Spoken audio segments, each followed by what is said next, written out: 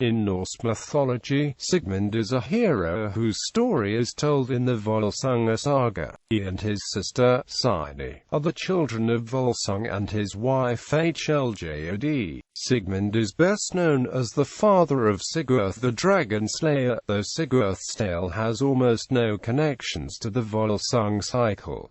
Völsunga saga. In the Völsunga saga, Signý marries Sigurð, the king of Gotland. Völsung and Sigmund are attending the wedding feast when Odin, disguised as a beggar, plunges a sword into the living tree barnstalk around which Völsung's hall is built. The disguised Odin announces that the man who can remove the sword will have it as a gift.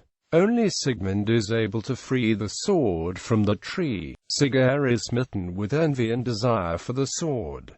He tries to buy it, but Sigmund refuses. Sigurð invites Sigmund, his father Völsung and Sigmund's 9 brothers to visit him in Gotland to see the newlyweds 3 months later. When the Völsung clan arrive, they are attacked by the Goths. King Völsung is killed and his sons captured. Signý beseeches her husband to spare her brothers and to put them in stocks instead of killing them, as Sigurð thinks that the brothers deserve to be tortured before they are killed. He agrees. He then lets his shape-shifting mother turn into a wolf and devour one of the brothers each night. During that time, Signý tries various roses but fails every time until only Sigmund remains. On the 9th night, she has a servant smear honey on Sigmund's face, and when the she-wolf arrives, she starts licking the honey off and sticks her tongue into Sigmund's mouth, whereupon Sigmund bites her tongue off, killing her. Sigmund then escapes his bonds and hides in the forest.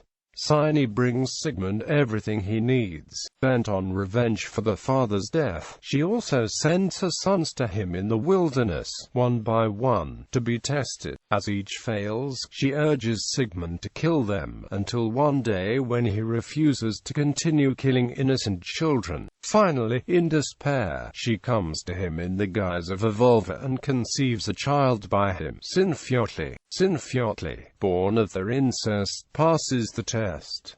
Sigmund and his nephew, Sinfjotli, grow wealthy as outlaws. In the wanderings, they come upon men sleeping in cursed wolf skins. Upon killing the men and putting on the wolf skins, they are cursed with a type of lycanthropy. Eventually, they avenge the death of Völsung. After Signý dies, Sigmund and Sinfjotli go harrying together. Sigmund marries a woman named Borghild and has 2 sons, one of them named Helgi. Sinfjotli slays Borghild's brother while vying for a woman they both want. Borghild avenges her brother by poisoning Sinfjotli. Later, Sigmund marries a woman named Hljod. After a short time of peace, Sigmund's lands are attacked by King Lingi. In battle, Sigmund matches up against an old man who is Odin in disguise. Odin shatters Sigmund's sword, and Sigmund falls at the hands of others. Dying, he tells Hljod that she is pregnant and that her son will one day make a great weapon out of the fragments of his sword. The son was to be Sigurd. Sigurd himself had a son named Sigmund who was killed when he was 3 years old by vengeful Brynhild. Relation to other Germanic heroes. Sigmund is also the name of Sigurd, Siegfried's father, in other versions of the Sigurd story, but without any of the details about his life or family that appear in Norse Völsung tales and poems. On the other hand, the Old English poem Beowulf includes Sigmund the Whalesing and his nephew Fitela in a tale of dragon slaying told within the main story. Here in the story of Sigmund is told to Beowulf, a warrior also from Gotland. Parallels to Sigmund's pulling the sword from the tree can be found in other mythologies. Also, Sinfjotli and Mordred share the characteristic of being nephew and son to the main characters.